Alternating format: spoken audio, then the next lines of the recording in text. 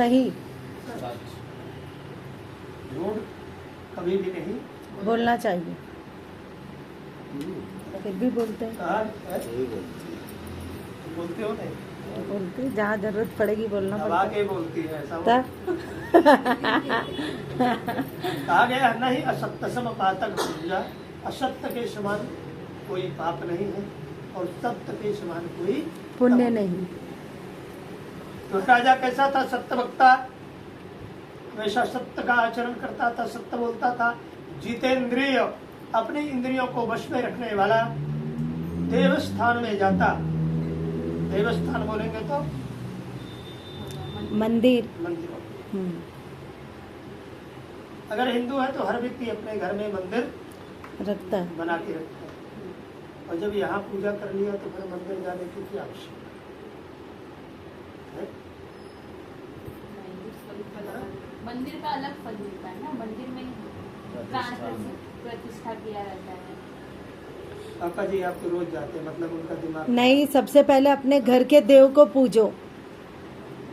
नामं हृदयं पवित्रं यदि ब्रह्मज्ञानम् अचरणौ पवित्रं यदि तीर्थगमनम् अहस्तौ पवित्रं यदि पुण्यदानम् मुखम पवित्रम,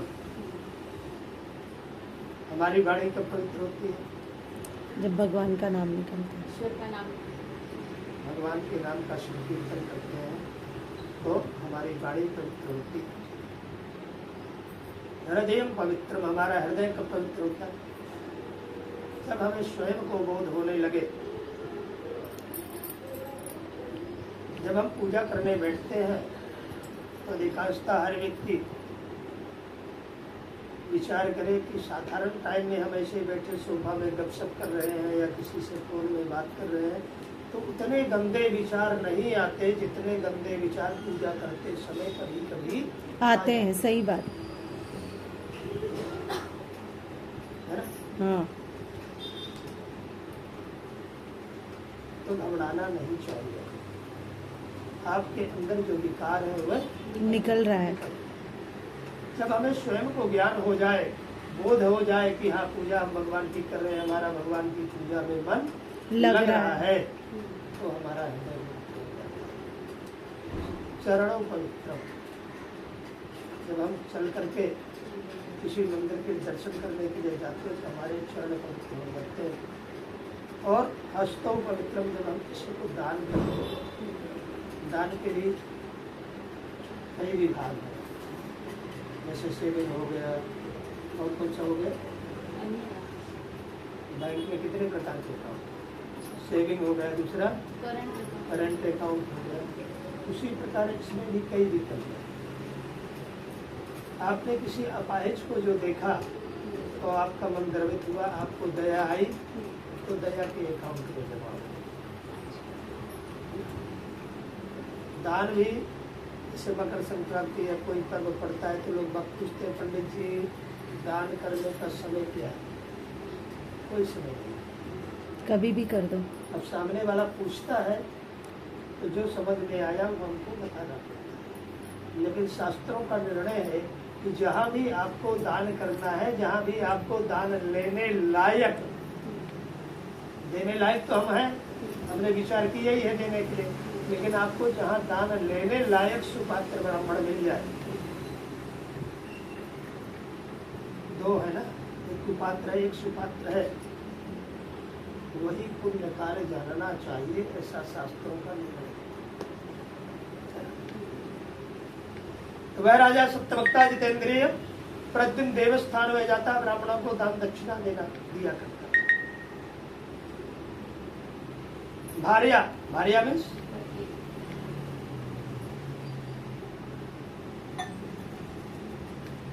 भार्या तस्य प्रमुग्धा चा सरोज वदना सती। प्रमुग्धा किसको बोलते? भार्या तस्य, तस्य माने उसकी, प्रमुग्धा मीन्स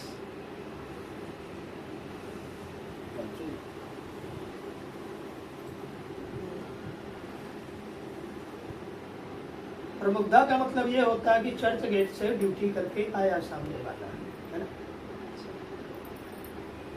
और बेल मारा तो पहले जो उसने दरवाजा खोला उसको 90 डिग्री पहले से चढ़ा। ओके। एक तो हारा थका कहाँ से सफर करके सामने वाला संघर्ष करके आ रहा है ना। जब अभी तक कहाँ थे, कितना टाइम हो गया, इतना लेट कहाँ आपको टाइम लग गया, कहाँ रुक गए, है ना। तो क्या होगा, फिर तो वो ऐसे ही थका हुआ आया और जब 4 बात इधर सुना तो पारा हाई हो गया। है क्या हो गया, पारा हाई हो गया। पारा नहीं हाई हो गया, वही वो आधा मर गया। अच्छा। और इसमें नुकसान किसका है, है? जो मर गया किसका? वाइफ का, और किसका होगा पत्नी।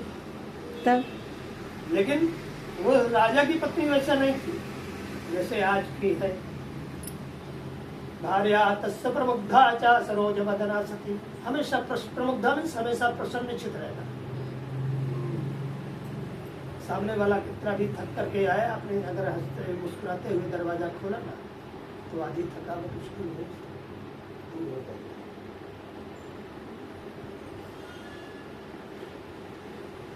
इससे आपको भी आपको भी लिखना है, आपको लाभ मिलेगा। लेकिन आज के परिवेश में ऐसा देखने को कम मिलता है। ये ठीक है, आगे बढ़ते हैं।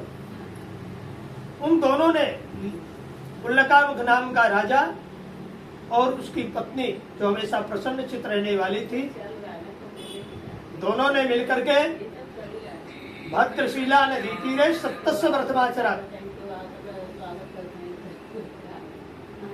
आवाज मत कीजिए, भद्रशिला आवाज मत कीजिएगा, शांत रखिए।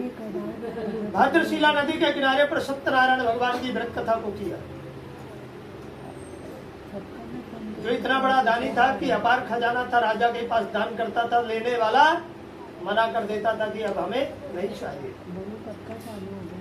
वो कथा करने कहाँ गया, भद्रशिला नदी तीरे, नदी के किनारे। जब वह राजा और रानी दोनों सत्यनारायण भगवान की व्रत कथा को कर रहे थे, उस समय पर वहाँ एक व्यापारी आया जिसके पास व्यापार के लिए बहुत प्रकार का धन था। नौका को किनारे पर ठहरा करके राजा के पास गया और राजा को हाथ जोड़ करके नम्रता पूर्वक पूछने लगा कि हे राजन, यह आप किसका व्रत कर रहे हैं, इसके करने से क्या लाभ मिलता है। तब उन्होंने बतलाया, क्या बतलाया कि यह सत्यनारायण भगवान का पूजन किया जा रहा है और संतान प्राप्ति के निमित्त इस व्रत कथा को कर।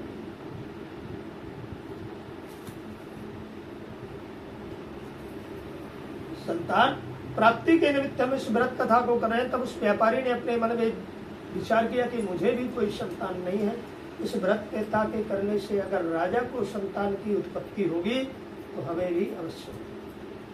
सारा विधि विधान पूछा राजा से और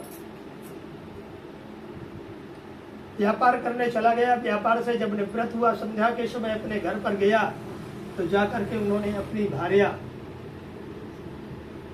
अर्थात पत्नी को संतान देने वाले उस व्रत के सारे समाचार